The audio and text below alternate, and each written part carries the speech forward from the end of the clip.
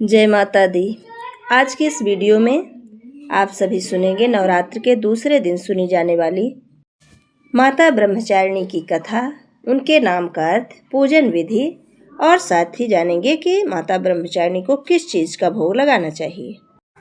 शारदीय या चैत नवरात्र में दूसरे दिन यानी द्वितीया को माता ब्रह्मचारिणी की पूजा की जाती है।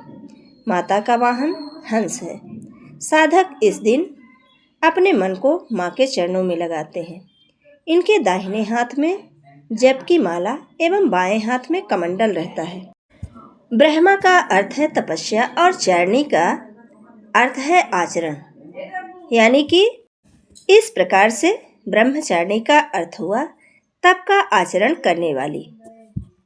माता ब्रह्मचारिणी की पूजा में पीले या सफ़ेद रंग के फूल जैसे चमेली या गेंदा अत्यंत प्रिय हैं। भोग में शक्कर या फिर मिश्री या मिश्रित पंचामृत का भोग लगाया जाता है।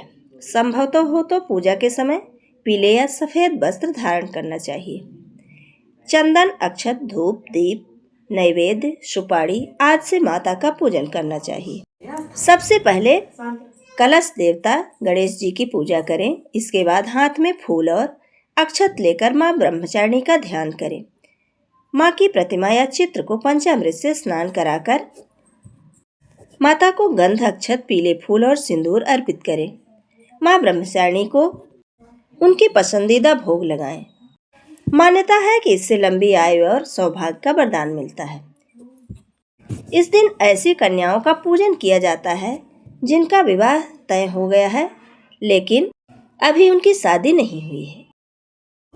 इन्हें अपने घर बुलाकर इनका पूजन करने के पश्चात भोजन कराकर वस्त्र और पात्र आदि भेंट किए जाते हैं। माँ ब्रह्मचारिणी का पूजन मंत्र है ओम देवी ब्रह्मचारिणे नमः। बीज मंत्र है ह्रीं श्रीं अंबिकाय नमः। जप मंत्र है ओम ऐं ह्रीं क्लीं ब्रह्मचारिणे नमः। ध्यान मंत्र है दधानां करपद्याभ्याम अक्षमाला कमंडल देवी प्रसीदतु मयि ब्रह्मचारिण्य नुत्तमा। पूजन के अंत में माँ ब्रह्मचारिणी की आरती करें और अपनी भूल चूक के लिए क्षमा प्रार्थना करें। आरती के बाद प्रसाद को परिवार के सदस्यों में वितरण करें। अब आइए सुनते हैं माँ ब्रह्मचारिणी की कथा। तो पूर्व जन्म में हिमालय की पुत्री के रूप में जन्मी देवी ने भगवान शिव को पति के रूप में पाने के लिए नारद जी से उपदेश पर अत्यंत कठिन तपस्या की। हजारों वर्षों तक उन्होंने केवल फल, शाक, बाद में केवल सूखे बिलपत्र खाकर तप किया। अंत में उन्होंने अन्न, जल और पत्तों का भी त्याग कर दिया, जिस कारण से वे अपर्णा कहलाईं। उनकी इस भूतपूर्व तपस्या से प्रसन्न होकर देवताओं और ऋषियों ने उनकी सराहना की। ब्रह्मा जी ने उन्हें आशीर्वाद दिया कि उनकी मनोकामना पूर्ण होगी और भगवान शिव उन्हें पति के रूप में प्राप्त होंगे।